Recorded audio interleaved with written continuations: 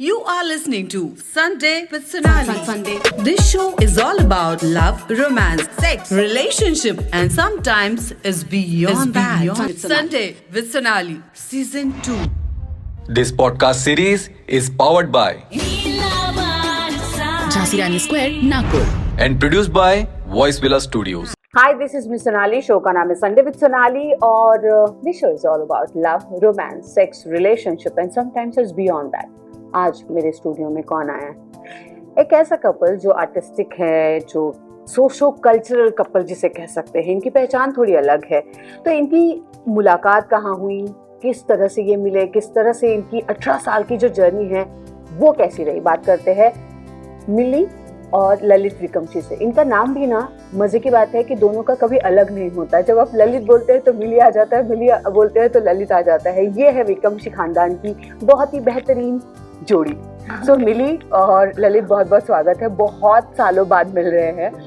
Actually long back जब अलग angle के बारे में बातचीत हो रही थी तब हम मिले थे कुछ रेडियो प्लेटफॉर्म पर। आज हम मिल रहे हैं पॉडकास्ट प्लेटफॉर्म पर। कहाँ टकराए थे आप एक दूसरे से? टकराना वर्ड से तो सच में हमको वही याद आता है कि राजेंद्र कुमार जा रहे हैं और हीरोइन आ रही है और टकरा गए, किताब गिर गई और नजर बिल्कुल फैंटेसी के लिए। तो ऐसा कुछ नहीं हुआ था। हम लोगों ने पेड़ के पीछे भी गोल गोल घूम के कभी वो नहीं किया और थोड़ी अलग है हमारी स्टोरी। आप ही बताइए। तो ये अलग एंगल आप बता दीजिए।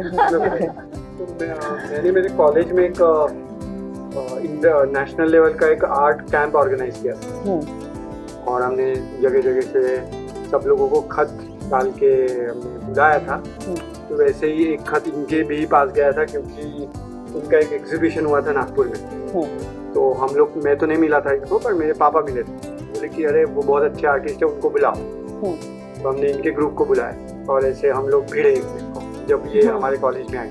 टकराए। तो क्या मैं अज्यूम करूँ कि ये लव मैरिज है?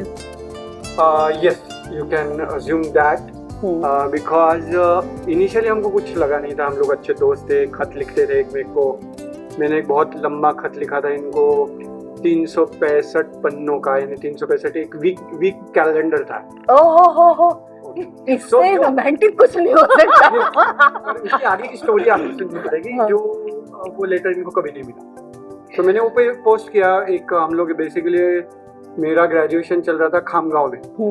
सो वैसे रिमोट प्लेस है, तो मैंने पहले तो वो पूरा खत लिखा और ऐसा खत लिखा था कि जब भी पढ़ो तो अच्छा लगे। तो उसमें जोक्स थे, हर चीज थी और एक वो वीकली कैलेंडर था। तो वीकली कैलेंडर के 365 वीक्स नहीं, 365 वीक नहीं, कितने वीक्स होते हैं? 60 वीक्स। वो ऐसा करके वो पूरा जो भी था, तो ऐसे पूरे आपको आनंद आना। जिसको मिला उसके लिए तो किसको मिला पता नहीं, पटाखा होगा। उसने किसी को थमा दिया होगा, उसकी जिंदगी बन गई होगी। क्या बात है। तो ऐसा इंटरेस्टिंग था। मिला तो नहीं बट लिखा गया। क्या बात है। प्यार के कागज। ये बात तो हमारी बात में हुई क्योंकि वो तो लेटर मिला ही नहीं कभी। बट इनके एक जब ये मैक्सिको जाने की स्कॉलरशिप मिली थी और जाने वाली थी, तो इसको एक टीचर ने पूछा कि भाई कौन याद आता है तुमको, कौन लगता है कि एक पर्सपेक्टिव। तो आप दोनों तरफ थी। तो आग थोड़ी थोड़ी लगी थी। हम लोग मिल भी रहे थे बीच बीच में यहाँ वहाँ, पर ऐसे उस तरीके से आग नहीं लगी। बट इनके अंदर लग गई जब इनके टीचर ने पूछ लिया कि भाई तुम क्या सोच रही हो, कौन नजर आ रहा है, आंखें बंद करके सोचो कि कौन दिखता है। तो कैसा चेहरा दिखाई दिया तुम्हें? ऐसा नहीं था, ये थोड़े ज्यादा उम्र का हो गया है। तो जो मेरी उम्र थी उस उम्र में अगर कोई इंटेलिजेंट और मेरा पार्टनर बनने लायक कोई था जो कि सेंसिटिव था, जो सो कॉल्ड लड़कियां बोलती हैं ढूंढती हैं, वैसा नहीं, एक स्ट्रांग पर्सन जो समझ सकता था, वहाँ पे इनकी तस्वीर। हाँ, तो वो तस्वीर मेरे जेहन में दिखाई दी। आर्टिस्ट जो आग बंद करके जो टीचर ने सवाल पूछा था उसके बाद में जो चेहरा नजर आया था, वो इनका ही था। हाँ, डेफिनेटली।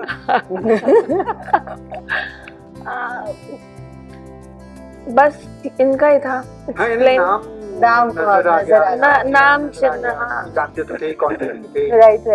तो मतलब प्यार के कागज पे दिल की कलम से जो खत लिखा वो अभी तक आपको मिला नहीं है वो? हाँ वो तो नहीं मिलेगा। हाँ, विश्वास है कि सच में लिखा ही होगा। लेकिन वो क्या कहानी क्योंकि है कि मतलब वो लोग उसके साक्षी हैं, हाँ बहुत सारे विटनेस है लोग, बस वो मेरे तक नहीं पहुंचा, बस यही है। इस बात का मलाल है। हाँ है तो बहुत। उसके बाद खत लिखे कि नहीं लिखे?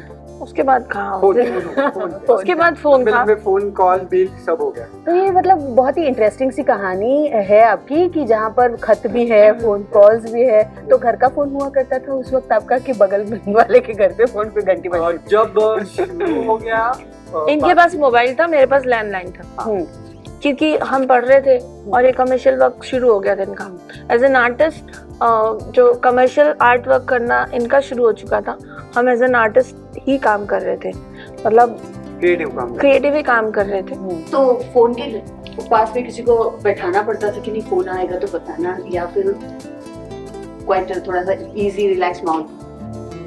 नहीं इजी माहौल था क्योंकि मैं मेरे घर का छोटा था, ये इनके घर के छोटे थे और हमारा टाइमिंग बराबर जम जाता था और हम लोग बात कर लेते क्या।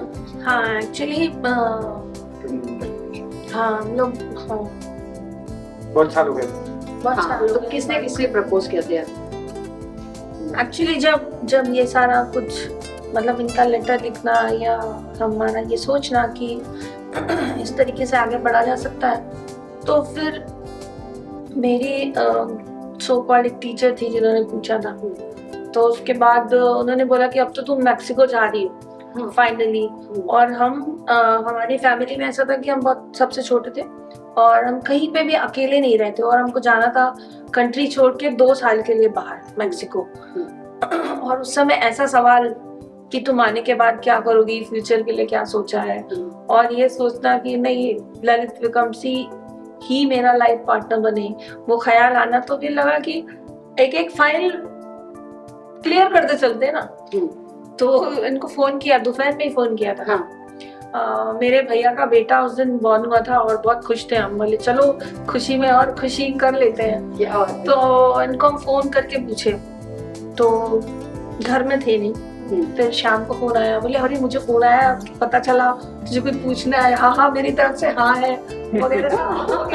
हाँ अच्छी जमेगी अपनी, अगर एकदम अपनी नागपुरी टाइप वाली। हाँ बिल्कुल बिल्कुल, मैं तो तैयार हूँ एकदम मस्त। हम मुझे नहीं लगता अपनी बस मस्त जमेगी। लेकिन आप वैसे लखनऊ के तहजीब वाले शहर से थे, तो कैसे बोला था? शायद बोलना नहीं पड़ा था, शायद वो समझ गया कि समझ में आ गया था क्या था, तो उसमें बहुत आसानी हो तो ऐसे क्या आकाशवाणी देखी आपको तो पता चलता था कि नहीं है यही बात? फोन आके पूछा इसने, तो उसमें वो समझ गया कि okay what she is trying से।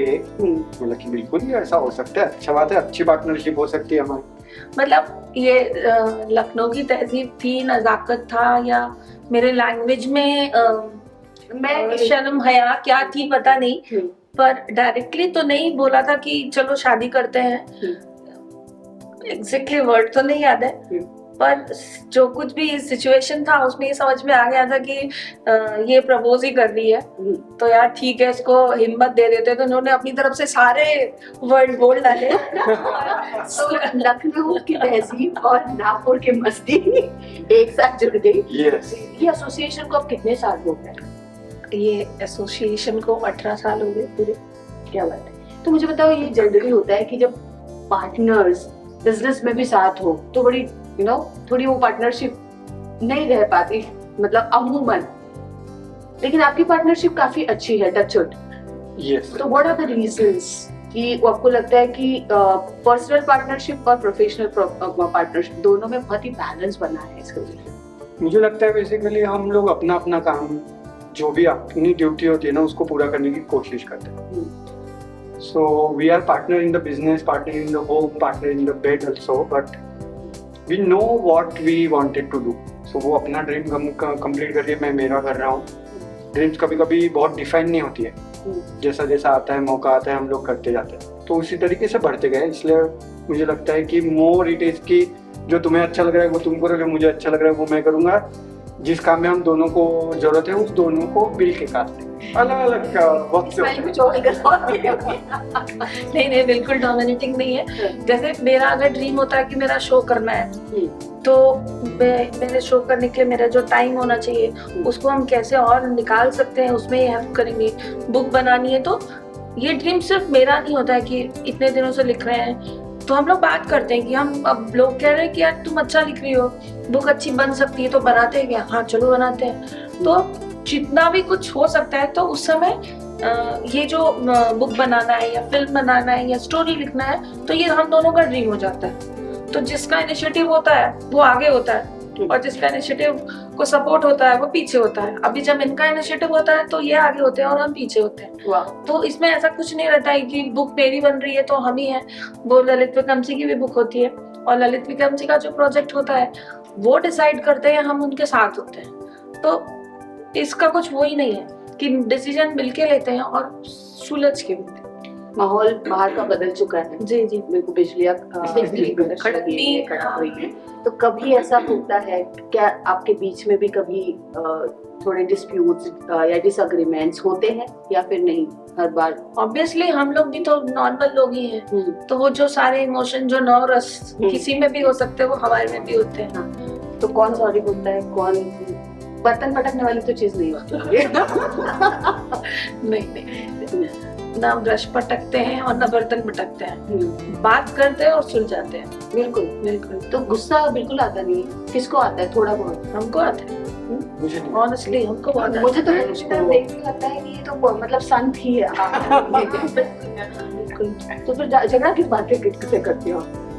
नहीं, झगड़े तो बहुत सारे होते हैं, अलग अलग टाइप के होते हैं। आपका बेसिकली क्रिएटिव और कामों के झगड़े नहीं होते, झगड़े होते हैं हमारे रिलेटेड चीजों से अलग अलग। क्योंकि अब किसी ने कोई और कुछ कर लिया और फिर इसको गुस्सा आ गया, फिर वो गुस्से में से कुछ निकलेगा, फिर आप उसको शांत करोगे ऐसे। तो शांत कैसे करते?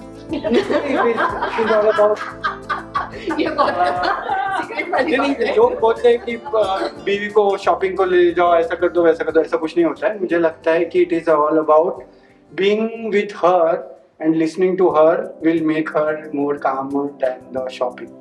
वाह। मैं एक सेगमेंट और एक नया शो शुरू करने वाली हूँ। Okay. टी यानी टी। Okay.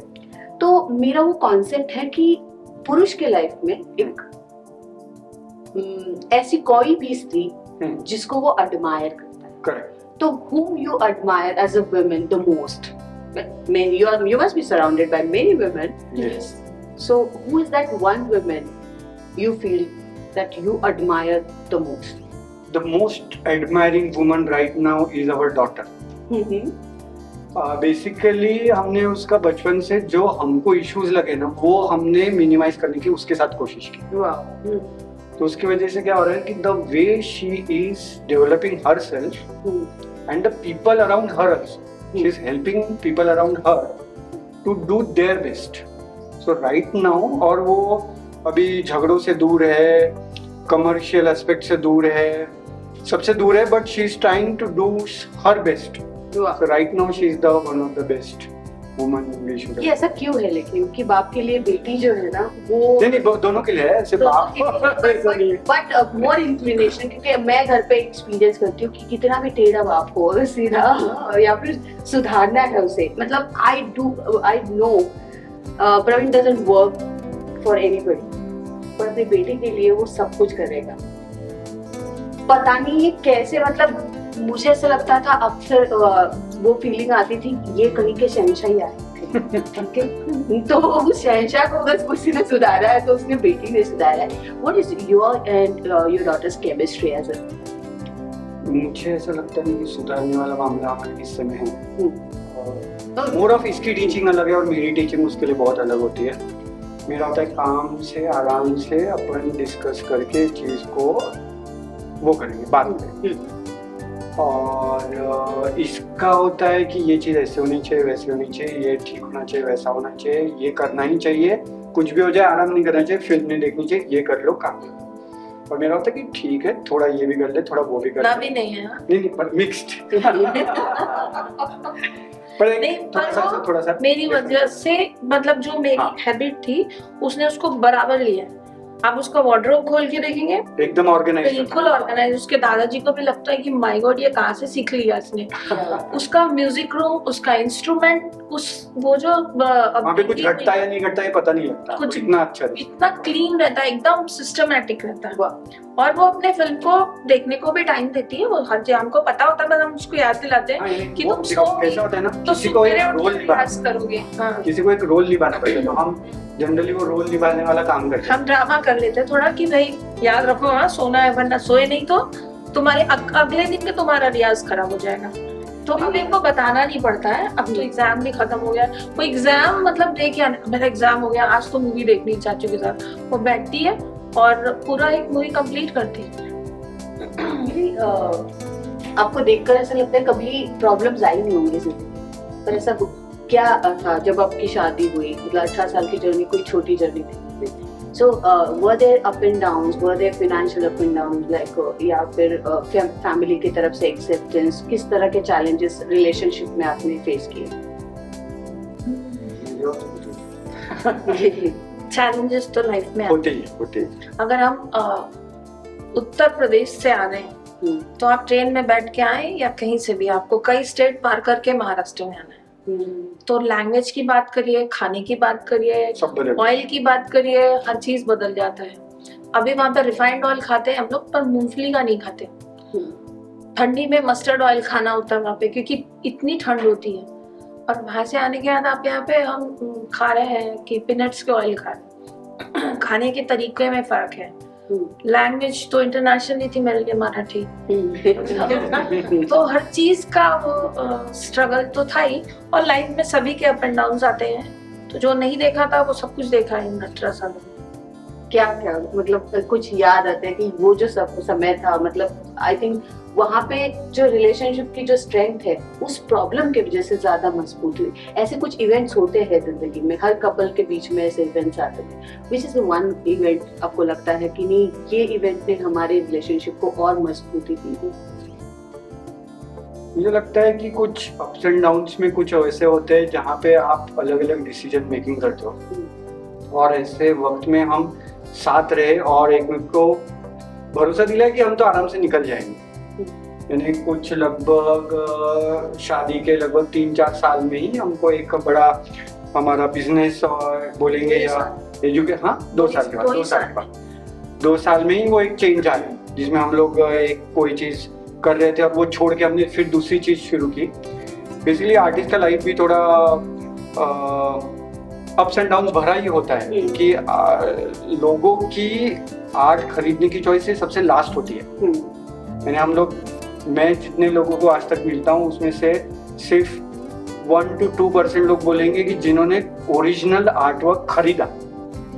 तो जब 98% नहीं खरीद रहे हैं तो मतलब कि वो सोचे कि वो 2% के लिए हम बिजनेस करते हैं या हम लोग उनके लिए काम क्रिएटिव आर्टवर्क जो भी करते हैं। तो उसकी वजह से फाइनेंशियल अप डाउन होते हैं ऐसे वक्त में। और लोगों की अपेक्षाएं काफ़ी अलग अलग होती है, और उस आप अपेक्षाओं को आंसर देते देते आप कभी डाउन जाते हो, कभी अप जाते हो ऐसे। पर अभी गए कुछ लगभग उसके जस्ट बाद से ठीक ही है सब कुछ। एक बड़ा डाउनफॉल आने के बाद सब ठीक है, पर उसमें रिलेशनशिप में हम जो काम कर रहे थे वो छोड़ के हमने दूसरा काम शुरू किया। और वो कुछ स्पेसिफिक लोगों की वजह से हमने किया है जो हमें लगते थे हमारे बहुत पास के। थोड़ा सा होता है ना, धोखा मिल जाता है आपके पास के दोस्तों की वजह से, वैसा उस टाइप का। तो हम लोग सारे मिलके एक ही काम कर रहे थे और वो उनकी वजह से फिर हमने वो काम छोड़, जैसे हमने अपना एजुकेशन कंप्लीट किया और हमने शादी कर ली। उसके बाद हमारे पास एक ऑफर आया कि आप ये कॉलेज शुरू कीजिए। तो इनका तो बिजनेस था, बिजनेस मतलब घर का काम कर ही रहे थे अपना as a commercial work sculpture. तो उसके बाद हमारे पास एक कॉलेज में पढ़ाने का ऑफर आया। तो वो कॉलेज में हम ये इनके बड़े भैया हम तीनों इन्वॉल्व हुए। पर जो लोग हमारे सराउंडिंग में, तो उनको लगा कि इनका तो बहुत नाम हो रहा है। तो ये जो नाम मिलना जो होता है ना, वो लोग बोलते हैं ना कि वो बहुत मुश्किल चीज होती है जब आपको लोग रिकॉग्नाइज करने लगते हैं, आपको अवार्ड मिलने लगता है, आपके चर्चे आने लगते हैं पेपर में। तो आप अचानक से देखेंगे कि आपके आसपास के लोग आपसे दूर हो रहे हैं। एग्जैक्टली। वो थोड़ी देर के लिए जो बहुत आपको कोई बहुत गले लगा के आपको एक फूल देता है ना, और आपको एक हक करता है, आप समझ जाते हैं कि वो आपको अपने दिल से दे रहा है या कैसे करना है। तो और बहुत सारे लोग वही होते हैं जिनके आग लग जाती है, वो आग लगाने वालों वैसे लोगों ने आग लगा दी लाइफ में, और हम वापस से धट से हमारा फाइनेंशियली, हमारा सब कुछ इमोशनली एंड फाइनेंशियली थोड़ा डाउन, सब डाउन हो गया। तो जो आप बोल रहे हैं कि क्या स्ट्रगल देखा है, मतलब हेल्थ से लेकर फाइनेंस, ये सारे इश्यूज आ गए, और उसके बाद हमने बोला कि नहीं, हम वापस खड़े होंगे, फिर से खड़े होंगे, पर ये नहीं करना है। हमने वो वहीं पे छोड़ा और फिर से खड़े होने की शुरुआत की, जो अलग एंगल है। और वहां से खड़े होने के बाद वो ऐसे लगता है कि वो दुख नहीं था, वो उस टाइम का दुख था सिर्फ थोड़ा सा, क्योंकि आप कहीं तक पहुंच गए हैं और फिर आपको वांदे आ रहे हैं खाने के सडनली। हम तो लाइफ में ऐसा कोई मतलब टाइम देखे ही नहीं थे, पर वो एकदम से वो आना, आपके आसपास जो काम करने वाले आप उनको रख नहीं सकते, खुद की जुगाड़ नहीं है तो दूसरे की क्या करेंगे। तो वो सारे सिचुएशन में खड़े होना, 5 बच्चों से अलग एंगल की शुरुआत हुई थी, और आज हमारे बच्चे दुनिया में हर जगह हैं। अब BMW के कार का एसेसरीज डिजाइन करने वाले भी बच्चे हैं। और ये जो जर्नी हमारी गई अलग एंगल को लेकर, हमने ऐसा नहीं है कि सिर्फ अपने आप को ही बनाया, हमने लोगों को बनाया, हमने सोसाइटी के लिए बहुत सारे सोशल कॉज के लिए हम खड़े रहे, हम रिकॉग्नाइज किए गए सोसाइटी से कि हम अच्छा काम कर रहे हैं, क्योंकि हमने किया, हमने अपनी पूरी लाइफ डाल दी, क्योंकि आर्ट ही हमारी लाइफ थी। पर उस जर्नी में हम कुछ बने, तो ये जो हम पीछे देखते ना, तो बहुत प्राउड फील होता है कि हमारे पास जो बच्चे आए, हम उनको वैसा बना पाए कि तुम जिस भी मुसीबत में रहो, जिस भी कंडीशन में रहो, तुम अपना हिम्मत नहीं खोना, क्योंकि तुमसे दुनिया कुछ भी मतलब छुड़ा सकती है, छीन सकती है, पर तुम्हारा दिल और दिमाग कोई नहीं ले सकता। तो वापस खड़ा होना, और हमको आज अगर वो पीछे जाके देखते हैं, हमको प्राउड होता है, ये मेरी जर्नी है, और बहुत अच्छा लगता है कि हम वहाँ पे गिरे नहीं, टूटे नहीं, हम वापस से खड़े हुए। बिल्कुल। और मुझे ऐसा लगता है कि भगवान ना आपकी टेस्ट ले रहा होता है, और उस वक्त जब तक वो पका नहीं होता है, वो एक कहावत भी है, नमक कच्चा रे नहीं गुरु का बच्चा रे, जब तक वो घड़ा पकता नहीं तब तक वो पानी भरने के लायक नहीं होता। तो मुझे लगता है भगवान या जो भी एनर्जी है वो आपको उसके लिए बनाने के लिए, तो रिश्ता इतना खूबसूरती से आगे बढ़ा। जी। ऐसी कौन सी 5 खूबियां है मिली जो आपको लगता है कि दुनिया के किसी आदमी में नहीं हो सकती, जो ललित में, which makes him different and special in your life? Yes, सबसे बड़ी बात जो कि पूरी दुनिया बोलती है, इनको गुस्सा नहीं आता। आप क्या बोलती हैं? नहीं आता। दूसरी बात, जिस किसी भी चीज को देखने का जो प्रोस्पेक्टिव है वो बहुत अलग है, बहुत अलग है, उतना हम नहीं देख सकते, हम बहुत इमोशनल है, और इनका बहुत मतलब प्रोस्पेक्टिव ही बहुत क्लियर रहता है। तीसरी बात, बहुत केयरिंग, बहुत केयरिंग। अगर मेरे घर वालों के बाद कोई मेरा केयर करता है, बहुत सारी चीज घर वालों के बाद, हाँ 25 साल जिस घर में बिताया है, वो तो बिना फोन किए समझ जाते हैं कि हाँ इसको कुछ हो रहा है। ये बात तो है। और अगर हमको घर में कोई प्रॉब्लम हो रहा है और ये कहीं हिंगना या कहीं पे भी हो, वहाँ पे उनको समझ में आया था कि इसको कुछ तो भी गड़बड़ हो रहा है, बिना फोन के। ये बात तो ये एक सिग्नल जो टेलीपैथी बोलते हैं ना, वो इधर हो जाता है। 3 बात हो गई। काम करना पड़ेगा ना बेटा, अच्छी बात ढूंढना मुश्किल होता है, अच्छा पहले बुरा भी ढूंढना मुश्किल है। और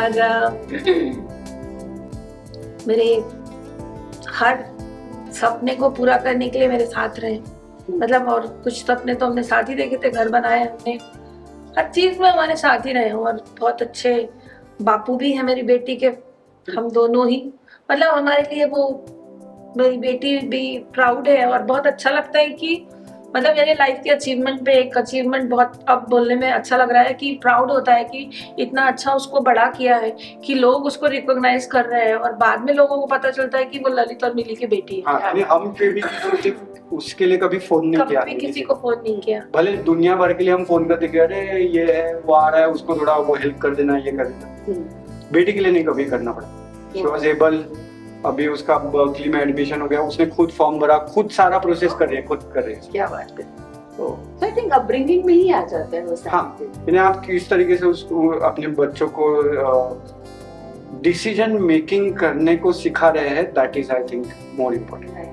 वैसे यही सवाल मैं आपको पूछूं ललित। ओके, 5 चीजें तो अभी पता नहीं कितने बता पाऊंगा, बट जो इन्होंने मेरे बारे में पॉइंट बताया एग्जैक्टली उसके कुछ पॉइंट जिनके इसमें के बहुत अच्छे है कि एक सेंस ऑफ इमरजेंसी होती है कोई भी चीज काम करने की, कि डिसाइड किया तो करना है। तो मेरा होता है कि सब कैलकुलेट करो, इनका होता है कि करना ही है और फास्ट करना है, शुरू कर देना। So that is very good. उससे क्या होता है कि काम आपके जल्दी से आगे बढ़ने शुरू हो जाते हैं, ये बहुत अच्छी चीज है। तो उससे क्या होता है कि जैसे इन्होंने सोच लिया कि मुझे किताब बनानी है, तो फिर वो कल से काम को लग जाएगी। और मैं सोचूंगा तो मैं साल भर सोचूंगा कि ओके ऐसा करना है तो उससे बुक बन जाती है। और कभी कभी मेरी बुक बनेगी, बहुत लेट बनेगी, अच्छी बनेगी बट लेट बनेगी। मेरी भी अच्छी है। दूसरा ये होता है कि इनको बहुत अच्छा लगता है साफ सफाई, उसकी वजह से वो जो एक क्लीनलीनेस का एक हैबिट होता है ना, वो फिर सब कुछ अच्छा कर देता है आपका सराउंडिंग, एम्बियंस अच्छा कर। तीसरी बात है कि इमोशनल होना जहाँ पे, और उससे क्या होता है कि वो इमोशनल होने के अपने एक फायदे होते हैं कि आप चीजों को अलग तरीके से देख पाते हो। तो ऐसे 3 चीजें तो मैंने बताया। वाह। तो अगर हैशटैग में डिफाइन करना है तो एक हैशटैग क्या दोगे अपने?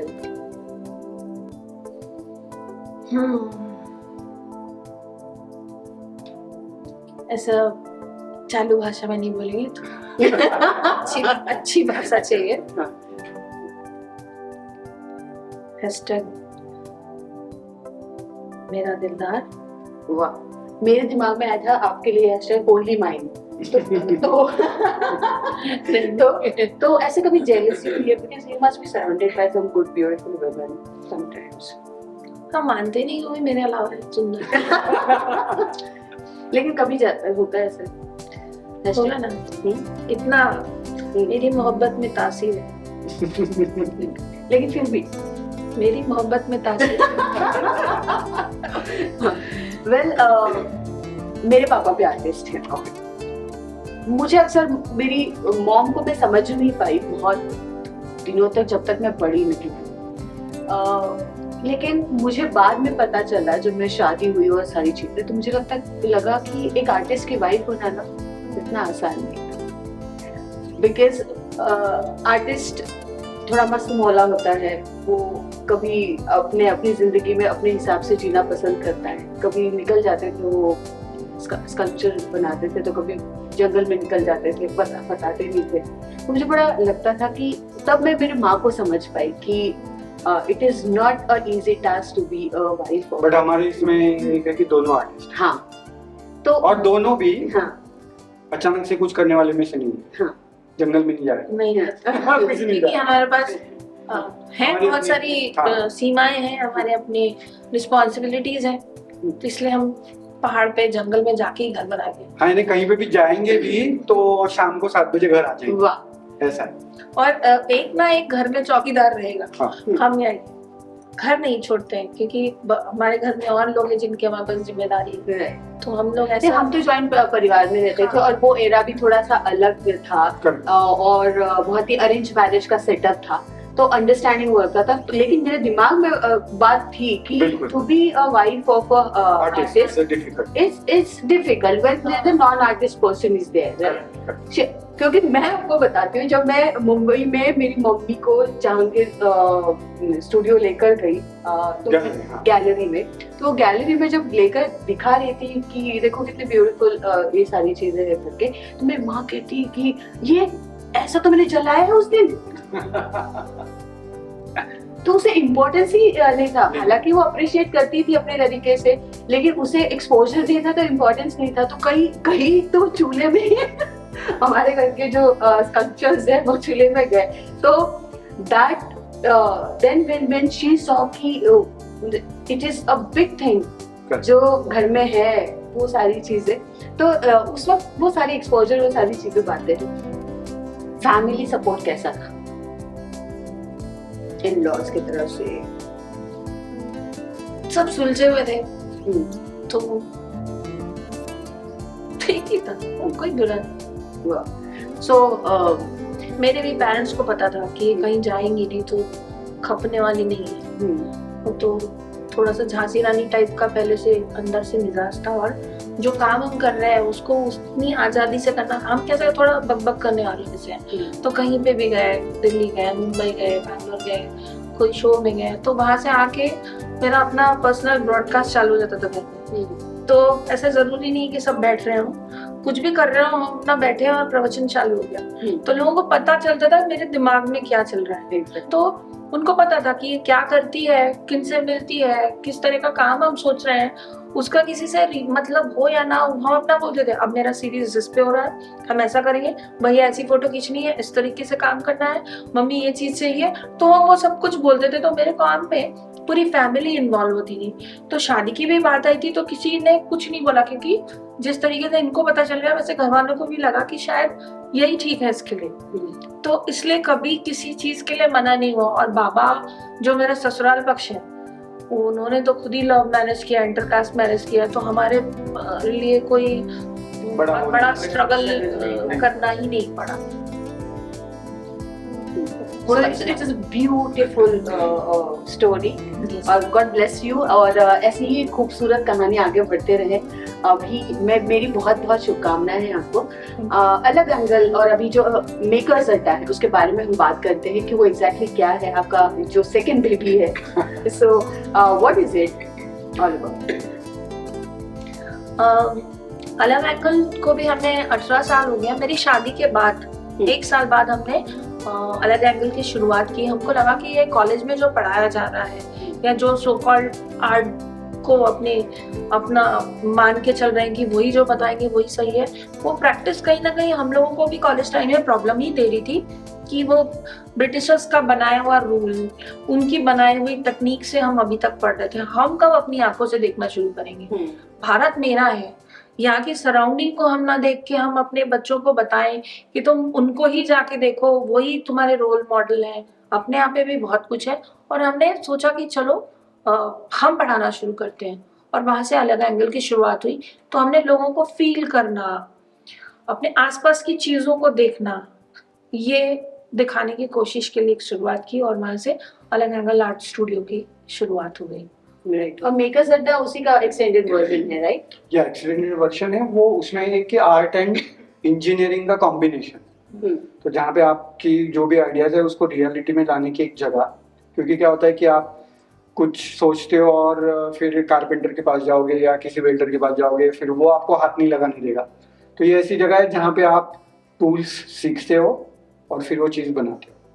That is called Makers Aड्डा। और अलग angle community art centre, it's a big umbrella, और उसके अंदर में हमारा जो बच्चे जाते हैं डिजाइन कॉलेज के लिए या फाइन आर्ट्स का प्रिपरेशन करते हैं, तो डिजाइन एक्सप्रेसो नाम से उसका एक सेक्शन है जहाँ पे वो प्रिपरेशन करते हैं। छोटे बच्चों का हमने डेज और वो सेक्शन अलग रखा है, उसको अक्यूट एंगल बोलते हैं। और जहाँ पे हम एक्सपेरिमेंट करते हैं उसको मेकर्स अड्डा बोलते हैं। आप उसमें वुड वर्किंग, वेल्डिंग और हर टाइप का क्राफ्ट भी इन्वॉल्व कर सकते हैं विद साइंस। ओके, और तो आर्ट। उसके लिए क्या, अगर कोई भी आर्टिस्ट बच्चा है जो आपको एनरोल करना चाहता है तो क्या करना चाहिए उन्हें? मतलब व्हाट इज द प्रोसीजर? हमारे वेबसाइट पे जाना है और वहाँ पे वो अपनी अब उनको जो करना है वो मैसेज कर दे, उसके हिसाब से 1-to-1 बात हो जाती है और आगे बढ़ता है रास्ता। और हम कुछ वर्कशॉप्स लेते रहते हैं जो कि हम अपने इंस्टाग्राम पेज पे पोस्ट करते हैं और लोग उसको देखते हैं, जो फॉलो करते हैं उनको टाइम रहा तो उस दिन आ जाते हैं। तो वैसे काम होता है। क्या बात है। एक आखिरी चीज, या कोई चीज 365 पन्नों का जो खत था उसमें से कोई बात तो रह गई होगी जो बताना रह गई इतने सालों में? कोई ऐसी बात है जो बताना चाहते हो अभी तक नहीं बताई है? ऐसे बताना तो मुश्किल है बहुत, बट मैं लेटर क्या था वो बता सकता हूँ।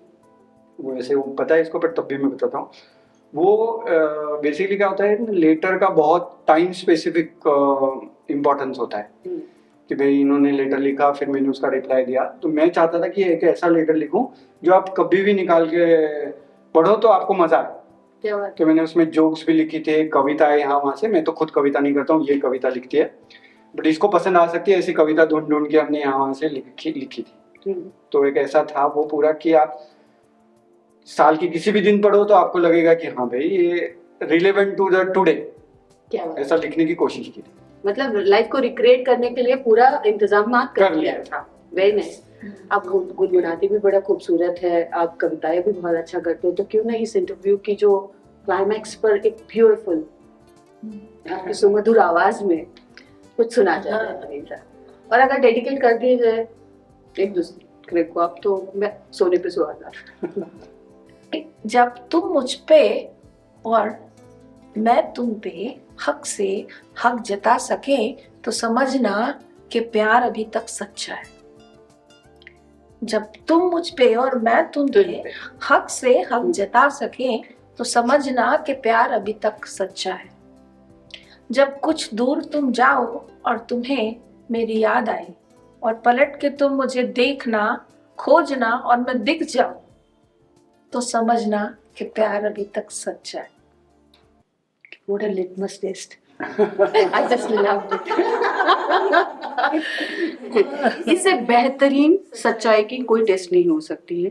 ब्यूटीफुली रिटन और बहुत ही ब्यूटीफुल कॉन्वर्सेशन। बहुत मजा आया, बहुत ही कैंडिड कॉन्वर्सेशन रहा है और मुझे लगता है बहुत ही स्मूथ फ्लूइड बातें रही है। Thank you so very much. Thank you. Thank you, thank you.